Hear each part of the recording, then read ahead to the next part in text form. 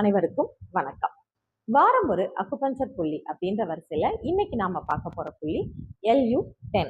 அதாவது கட்டை விரல்ல இதை மட்டும் எடுத்துக்கும் போது, இந்த பகுதியை மட்டும், உள்ளங்கை பகுதியை மட்டும் எடுக்கும் போது அதுல பாதி, அது முழு இடமா இருக்கக்கூடியதுல இதுல பாதி சென்டர்ல வர்றதுதான் LU10 அப்படின்ற பாயிண்ட்.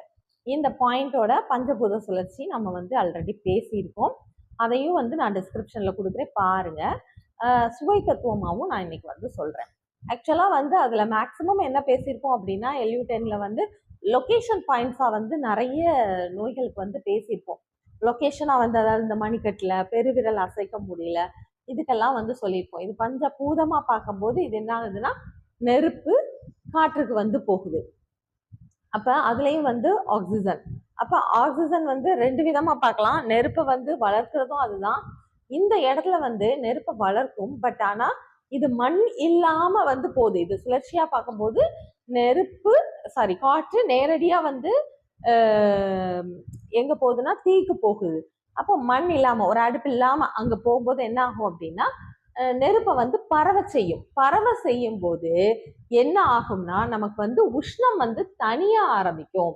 இத எந்த மாதிரி நோய்களுக்கு போடலாம் அப்படின்னா, உங்களுக்கு ஏதோ ஒரு இடத்துல உஷ்ணம் மிகுதியா இருக்கு அப்படின்னாவே அது எல்லா இடத்துக்கும் பரவணும். உஷ்ணம் நம்ம உடம்புல எல்லா இடத்துக்கும் சீரா பரவுனா மட்டும்தான் நமக்கு ரத்த சுற்றோட்டம் அப்படின்றது இயல்பா இருக்கும்.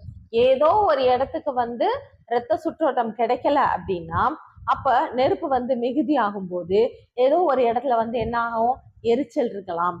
இல்லைன்னா அங்க நெருப்பு சுத்தமா போகாம உங்களுக்கு மதமதப்பு ஏற்படலாம். இந்த மாதிரி எந்த பிரச்சனை வேணாலும் ஏற்படலாம். அப்போ உஷ்ணம் ஒரே இடத்துல குவியுது. இப்ப அடிவயிறு மட்டும் வலிக்குது அப்படின்னு சொல்றாங்கன்னு வச்சுக்கோங்களேன். அங்க என்ன ஆகுதுன்னா, உஷ்ணம் ஒரு இடத்துல குவிஞ்சிருக்கு. ஸோ அந்த உஷ்ணத்தை பரவ செய்யறதுக்காக நாம இந்த LU10 அப்படின்ற பாயிண்ட்டை போடலாம். இது வெறும் அந்த இடத்துல மட்டும் இல்லை, அந்த உச்சந்தலை ரொம்ப சூடா இருக்கு அப்படின்னு சொல்லுவாங்க. நிறைய தலைவலி இருக்கிறப்போ, அதே மாதிரி கண்ணு மட்டும் எரிச்சலா இருக்கு, அங்க மட்டும் எரியுது, இந்த மாதிரி ஏதோ ஒரு பிளேஸ்ல மட்டும் உஷ்ணத்தை நீங்க உணர்றீங்க அப்படின்னா, அந்த உஷ்ணத்தை பரவ செய்யறதுக்கு நீங்க இந்த LU10 அப்படின்ற பாயிண்ட்டை போடலாம். இது சுவையா பார்க்கும்போதுதான் இது ரொம்ப சிறப்பா இருக்கும். எப்படி அப்படின்னா, LU அப்படின்றது நம்ம காரமா பார்த்திருக்கோம். அதே மாதிரி இது நெருப்பு அப்படிங்கும் போது அது உப்பு. ஸோ காரமும் உப்பும் சேர்ந்தா நமக்கு என்ன கொடுக்கும் அப்படின்னா, கண்டிப்பா உஷ்ணத்தை அதிகரிக்கக்கூடிய வேலையை தான் செய்யும். இது ரெண்டுமே நம்ம உடம்புல உஷ்ணத்தை இன்க்ரீஸ் பண்ணக்கூடிய ஃபுட்டு தான். பட் ஆனா நாம இதை எப்படி சாப்பிட்டா உஷ்ணத்தை பரவ செய்யறதா கொடுக்கலாம் அப்படின்னு நம்ம இத யோசிச்சு கொடுக்கணும். அப்படி யோசிக்கும் போது காரமும் நமக்கு நெருப்பும் சேர்ந்தது அப்படின்னு பார்த்தோம்னா, சின்ன வெங்காயம். சின்ன வெங்காயத்துல காரமும் இருக்கும், உப்பும் இருக்கும். ஸோ இந்த ரெண்டையும் சேர்த்து அதை எப்படி சாப்பிட கொடுக்கலாம் அப்படின்னு கேட்டீங்கன்னா, நமக்கு நீராகாரம் அப்படின்னு ஒரு விஷயம் இதெல்லாம் பழங்காலத்துல எல்லாரும் குடிச்சது. இப்ப நிறைய பேர் விட்டுட்டாங்க. இதுவே நமக்கு தெரியும், நீராகாரம் உஷ்ணத்தை தணிக்கும் அப்படின்றத வீட்டுல பெரியவங்க சொல்லி கேள்விப்பட்டிருப்பீங்க.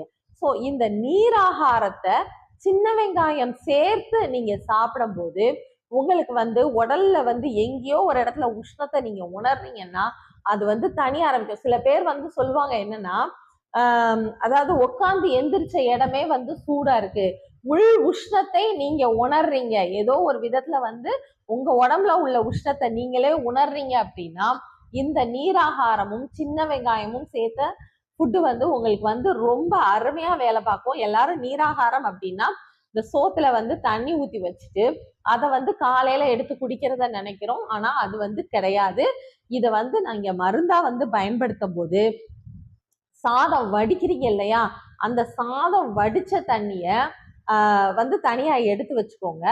அதுல ஆடையை நீக்கிட்டு, ஆக்சுவலா இத நல்லா பக்காவா செய்யணும்னா அதை மண்பானையில போட்டு இன்னும் கொஞ்சம் சாதம் போட்டு தண்ணி ஊத்தி இந்த மாதிரி நிறைய பக்குவம் இருக்கு.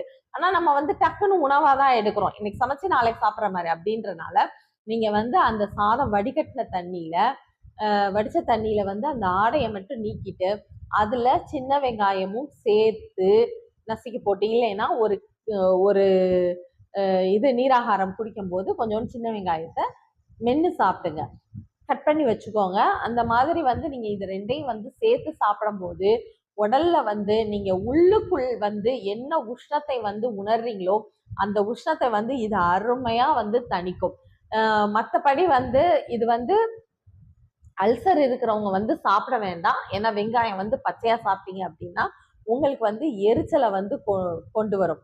ஸோ அவங்க வந்து எந்த மாதிரி சாப்பிடலாம் அப்படின்னு கேட்டீங்கன்னா, நீங்க வந்து இது சாதம் வடிச்சதுல வந்து நீங்க வந்து பனங்கற்கண்டு வந்து சேர்த்துக்கோங்க. பனங்கற்கண்டு சேர்த்து வந்து குடிங்க. உங்களுக்கு வந்து இந்த உஷ்ணம் வந்து தணிய ஆரம்பிக்கும். ஏன்னா இந்த உடல் உஷ்ணம் வந்து இருக்கிறவங்களுக்கு நிறைய பேருக்கு எப்படி இருக்கும் அப்படின்னா, கண்டிப்பா வந்து வெயிட்டே போடாது, உஷ்ணமே வந்து ஆளை வந்து உருக்கிக்கிட்டே இருக்கும். ஸோ இந்த மாதிரி நபர்கள் வந்து இந்த இதை எடுத்து உங்களை வந்து குளுமை பண்ணிக்கிறது வந்து ரொம்ப நல்லது. இந்த நீராகாரம் எடுக்கும் போது இன்னொரு ஒரு முக்கியமான விஷயம், உடல் உழைப்பு அப்படின்றது வந்து கண்டிப்பா வேணும். அப்ப நல்ல வேலை பார்க்குறவங்களா இருந்தீங்கன்னா நீங்க வந்து டெய்லி கூட குடிக்கலாம். ஆனா உங்களுக்கு வந்து உடல் உழைப்பு இல்லாத ஒர்க்கு அப்படின்னுன்ற பட்சத்துல நீங்க வந்து உஷ்ணத்தை தணிக்கவும் செய்யணும் அப்படின்னா நீங்க வந்து வாரத்துல ஒரு 3 நாள் மட்டும், ஒரு நாள் விட்டு ஒரு நாள் அந்த மாதிரி மட்டும் வந்து குடிங்க. இது வந்து நல்லா தனியா ஆரம்பிக்கும். தனியா ஆரம்பிச்சதுக்கு அப்புறம் வீக்லி ட்வைஸ் அப்படின்றத கூட நீங்க வந்து ஃபாலோ பண்ணிக்கலாம். ஸோ அல்சர் பேஷண்டா இல்லாதவங்க வந்து நீங்க வந்து சின்ன வெங்காயம் சேர்த்து இந்த நீராகாரத்தை குடிக்கலாம்.